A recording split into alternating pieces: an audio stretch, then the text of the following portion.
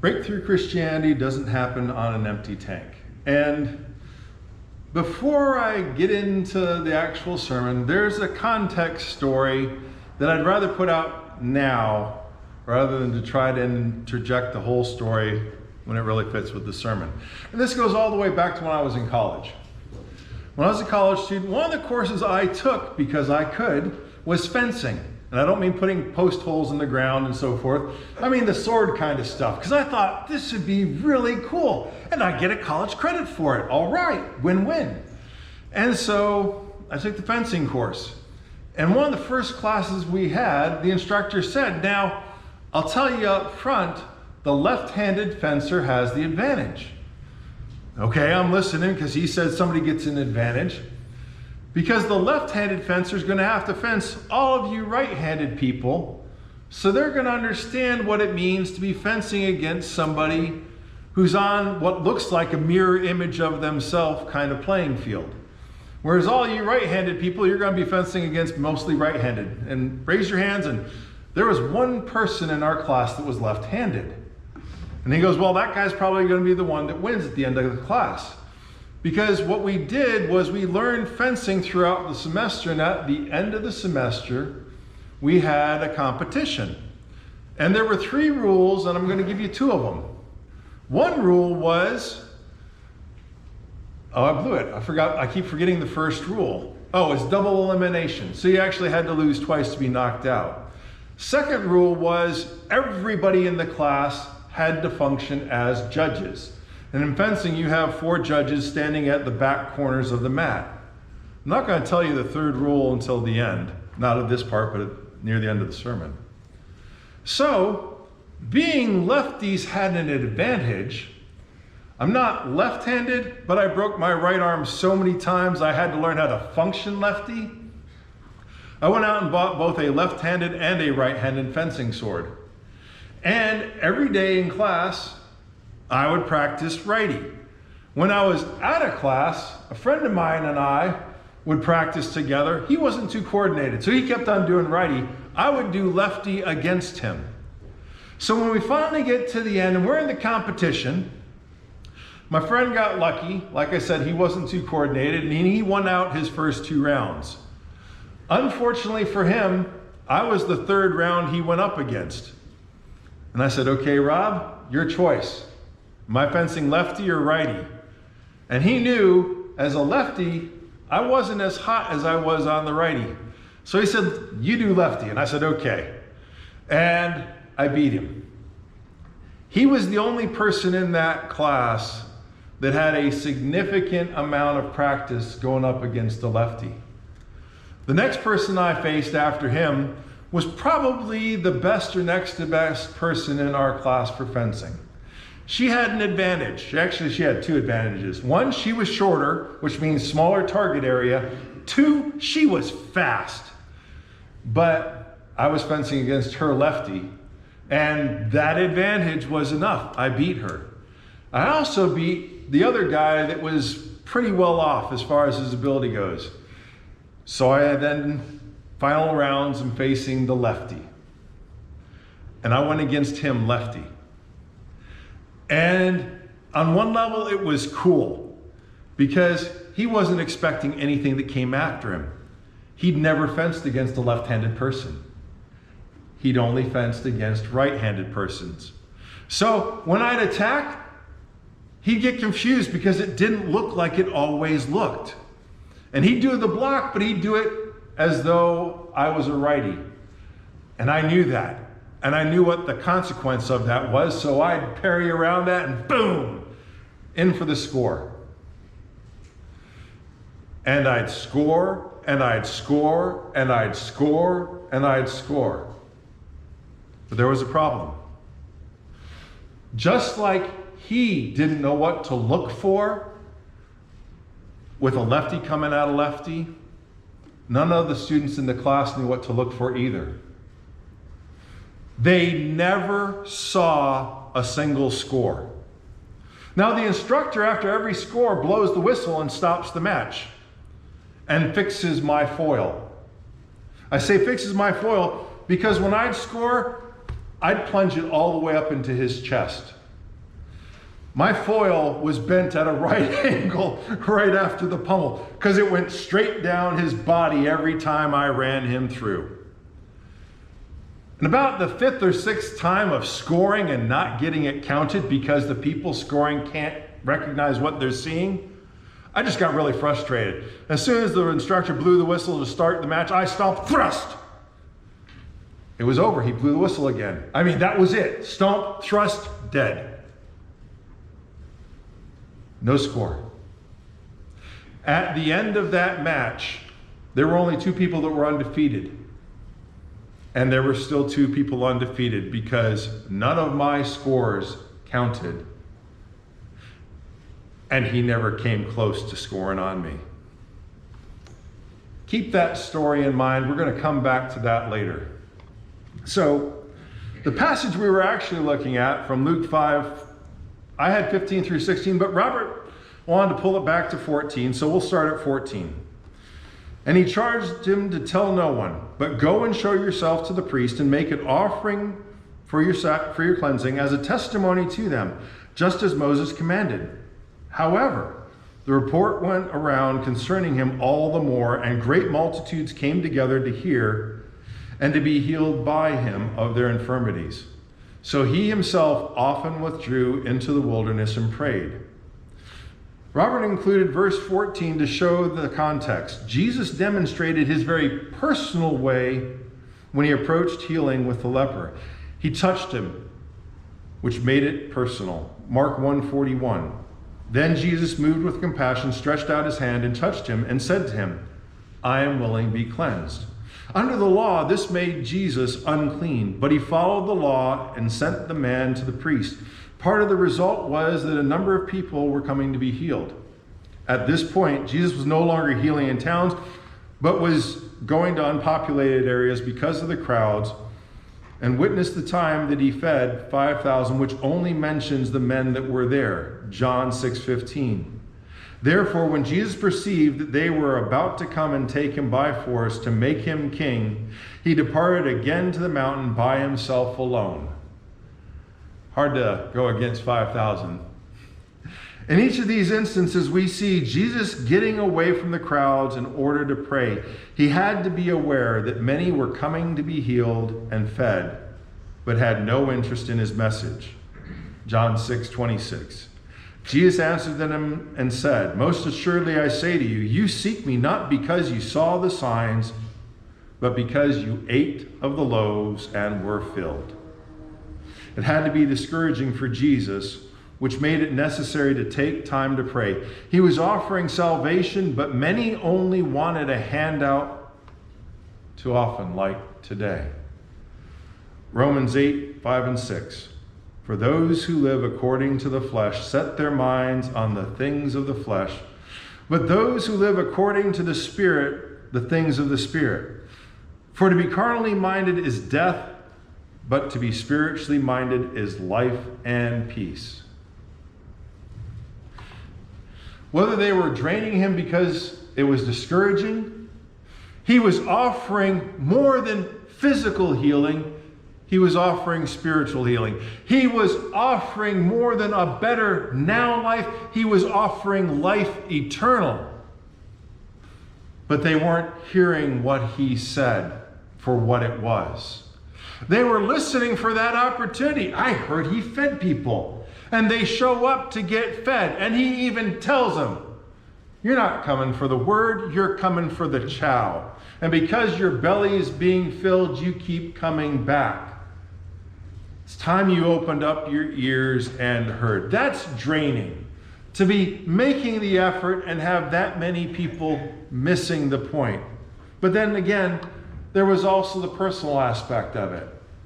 When you take the time and invest yourself in helping others, that can take a lot out of you, especially if that person is suffering. And it doesn't have to be physical suffering. It can be emotional suffering as well. As some of you know from my Wednesday night class, Wednesday was a brutal day for me. Along with being in a Bible study for almost an hour and a half, way before Wednesday night's Bible study, I spent half an hour talking with a man whose wife had passed away just about a month ago. I was there the day she passed away. And when I got that text saying, I can't really deal with this right now, my brain was saying, I can't deal with this right now. I've got a Bible study to prepare for, and I've just spent the last hour and a half working on a different Bible study that has nothing to do with this evening. I prayed, and then I pushed my keyboard away and called him. Okay, where are you at? I was drained brutally because of how far down he was at. It's not just when we do things that are physical that we can get wiped out. When we reach out and touch those who are hurting, we give an awful lot of ourselves. And in the case that we're looking at here in Luke 5:17, he gets hit by both sides. Now it happened on a certain day as he was teaching that there were Pharisees and teachers of the law sitting by who'd come out of every town of Galilee, Judea, and Jerusalem. And the power of the Lord was present to heal. And it's not talking about those that came to hear. It's talking about the ones we were talking about in the previous verses. All those who had come to be healed. His fame has become so great that even in Syria, they know about this man Jesus. And we're coming from Syria to be healed. A totally different nation. Excuse me. Having both sides present, the doubters sitting right in front of him, and those coming to be healed, that can be one of those wipe you out almost moments. Or it can be like this picture on the screen right now. That little person who's like, yes! Excitement! And those moments in life are awesome. When that little person does the unexpected and you've just got to smile because you can see the heart all over their face. Jesus got one of those experiences here. Verses 18 through 19. Then behold, men brought on a bed a man who was paralyzed, whom they sought to bring in and lay before him. And when they could not find how they might bring him in because of the crowd, they went up on the housetop and let him down with his bed through the tiling in the midst before Jesus. When he saw their faith, he said to him, man, your sins are forgiven you. Whoa, whoa, whoa. They brought him so he could be healed. Like I said, this is one of those yes moments. He's ready. He knows he has the power to heal. It's being given on purpose. The situation is coming, and right there it came through the roof. People are breaking in to reach Jesus, but not the ones who are sitting right in front of him. The Pharisees and the teachers of the law that are sitting, who came out of Galilee, Judea, and Jerusalem. They're traveling to give him grief. The one who came through the roof wasn't from Syria, but he came there the hard way. Most people come through the door. The numbers weren't stacked in Jesus' favor as far as the crowd that was before. Zoom! As far as the crowd that was before him. But you know what? When somebody's busting through the roof to see you, that's one of those, all right, I'm ready, let's gel. He understood this is the time to make everybody stand up and pay attention. And the scribes and Pharisees began to reason, saying, who is this who speaks blasphemies? Who can forgive sins but God alone? Can any of you name off when it was that they told John the Baptist, you can't do this? They never tried to stop John and his baptism for the remission of sins. Wasn't a problem with John. Too many people were listening, and I guess they were afraid. But you know what? way too many people are listening, and now they got to put a stop to it. So what they were willing to keep their mouths shut about John, they're so speaking up about Jesus because he's a threat. People are listening to him. We so can't have this happening. Believers are breaking in to get close. Closer than the scribes and the Pharisees, because there it comes right before them. And they're still not getting it. Because, okay, thing to remember, what did Nicodemus say when he came by night to see Jesus? We know that you couldn't do what you're doing if the signs weren't from God. The signs are from God. The healing that is known about all the way to Syria is of God. The ones that are sitting there in judgment of him aren't objecting to the fact that the healing has occurred. They didn't say you're faking it. They're saying you can't say what you're saying. But when Jesus perceived their thoughts, he answered and said to them, "Why are you reasoning in your hearts? Which is easier to say, 'Your sins are forgiven you,' or to say, 'Rise up and walk'?" Jesus is at that stomp thrust. I am going to hit you with a shot you can't evade.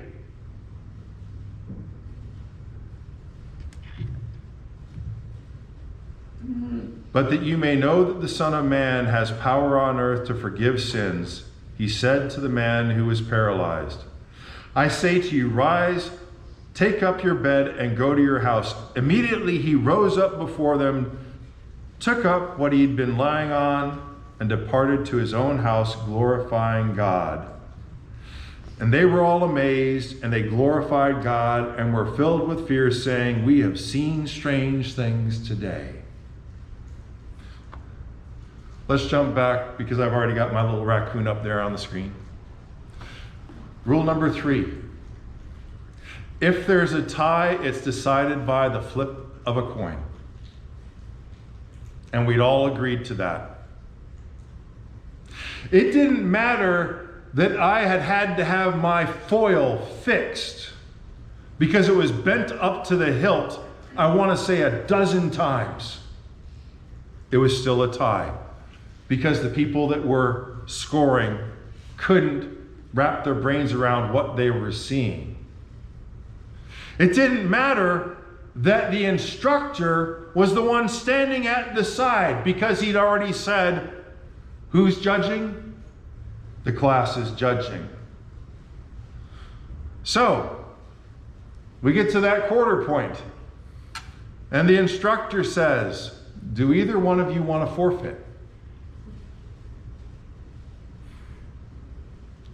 Who'd won? Actually, no, I didn't. I just scored on him, but none of those scores counted. Because what had authority at that point if the other guy doesn't forfeit? The quarter, and the quarter doesn't care. What we're looking at right here sort of sounds good. I mean, sort of. They glorified God. A man's been healed. This is awesome. What do we know for a certainty? Not because of what it says here, but because of what happens that they didn't do. They didn't take and put the healing and the forgiving of sins together and say amen. Wow, strange things happened. Can you believe it? God healed a man who came down through a roof. I've never seen a roof healing before. What about you? Wow, that was something. He just got up and walked. God is awesome. What about bringing the two together. They didn't. They didn't, and they crucified him. When the quarter was flipped, I lost. 3 people knew what had gone on. I knew it, the instructor knew it, and the guy who wouldn't forfeit knew it. But what determined the outcome? The quarter. Not really. The guy who chose not to forfeit decided for himself. Isn't that what sin's all about? Who's really fully in charge, fully knows? The instructor, God. Who came and did their best in spades, in ways you couldn't deny it. The thing is bent straight down. How can you not see it? I don't know what I'm looking at. He's healed. He's up and walking. He hasn't walked in 38 years. Well, yeah. Okay, so he's walking.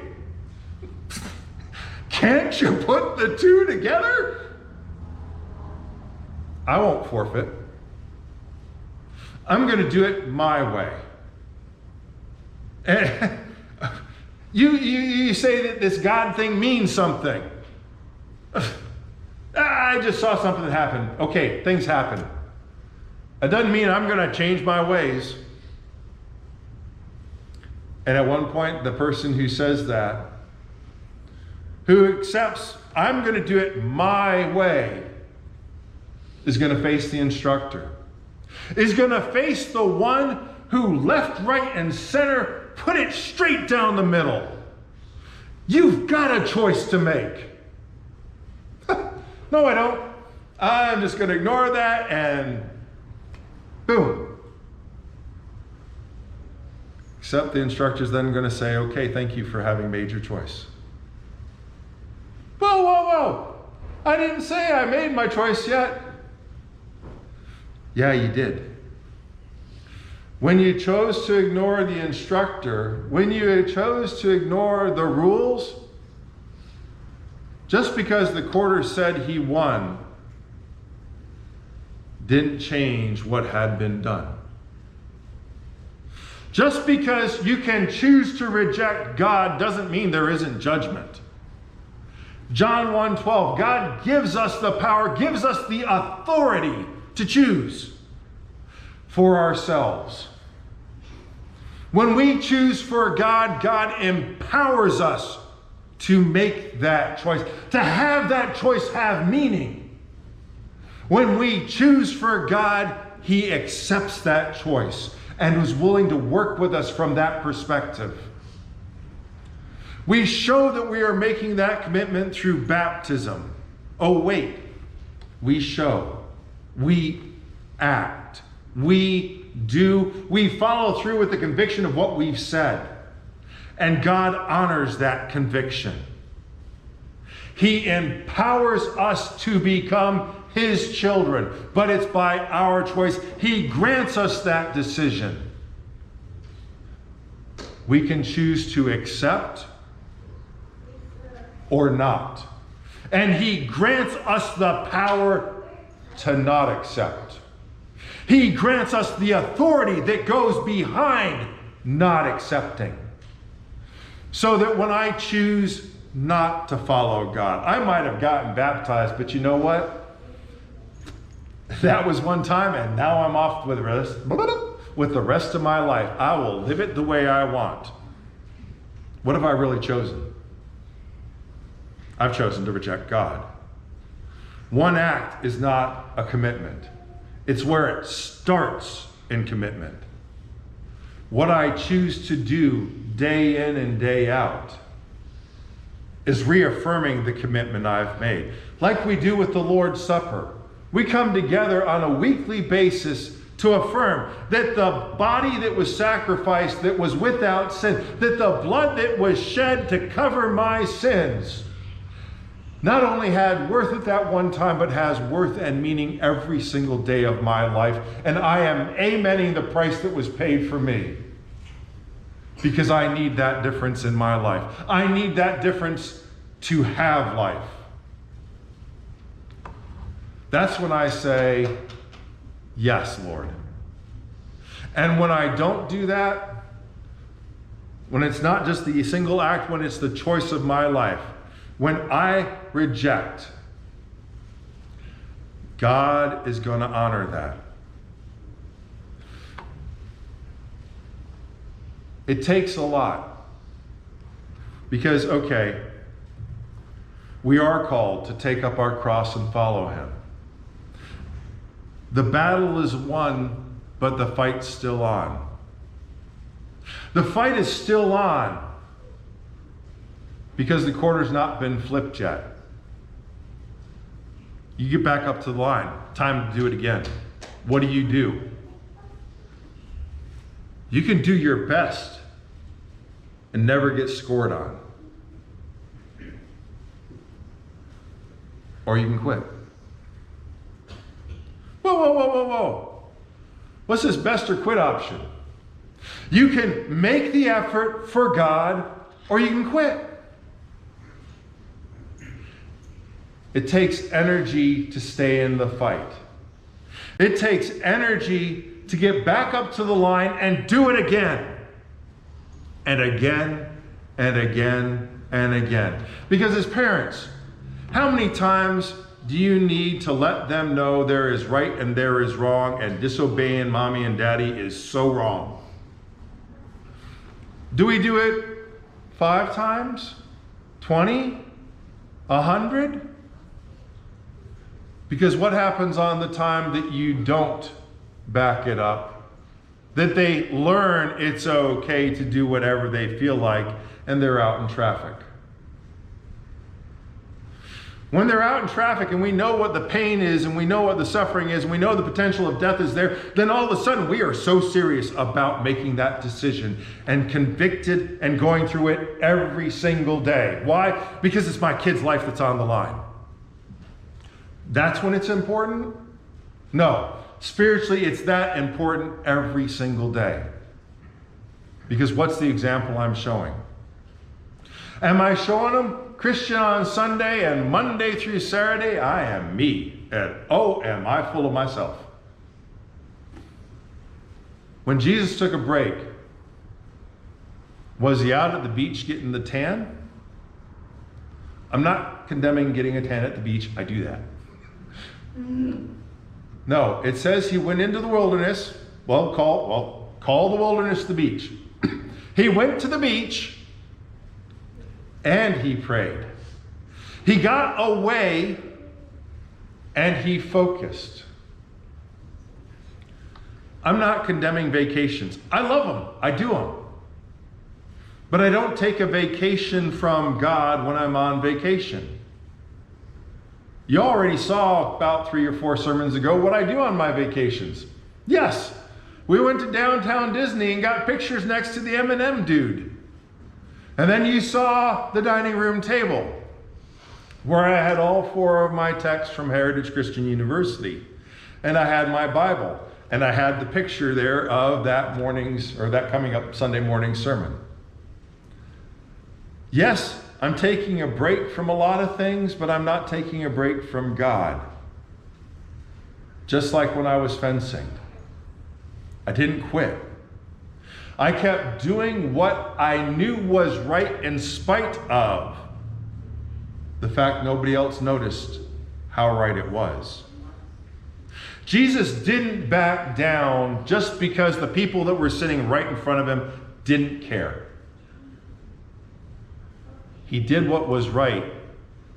He didn't have that guy coming down through the roof saying, "Oh Lord, if you'll just heal me, I'll definitely do everything you want for the rest of my life." Jesus did what was right because that was who he was. We're called to do the same. We can't do it if we don't fill up on God. That means having prayer in our life. That means being a people that's in God's Word. It also means people following through on the things we say we're convicted of. Because the truth is, I didn't run them through all those times just because it was fun. I had to work at it. I practiced. That other guy that was my friend, he and I probably were the ones that practiced the most. And you know what? It did make a difference. We can be a people that make a difference today. When we step up to the line. Because you can't win on the mat if you don't even get on the mat. You can't win if you haven't practiced and aren't ready to apply. It takes a lot of things to be prepared to be the person God has called us to be. We know what we're facing. It's an uphill battle. It's us against the world. Because the world is ready to beat you down on a daily basis. I never saw anything worth scoring. Doesn't change the good that you've done when you're doing it for God. Daily we face the choice, but that choice begins with first accepting Christ and taking him on in baptism. In saying, yes, I choose. And then daily, following through on that conviction. Striving to be more and more a child of God, following in the example of Christ. Whether that be in the body as a whole, or even as a husband, a wife, or a child. Because, oh yeah, I'm still my parents' kid. Excuse me. The choice is yours to act on the conviction, beginning with baptism. And sometimes we need extra help. I so needed prayers on Wednesday night. If you need the prayers of the church, or you need to take on Christ in baptism, you're welcome to come as we stand and sing.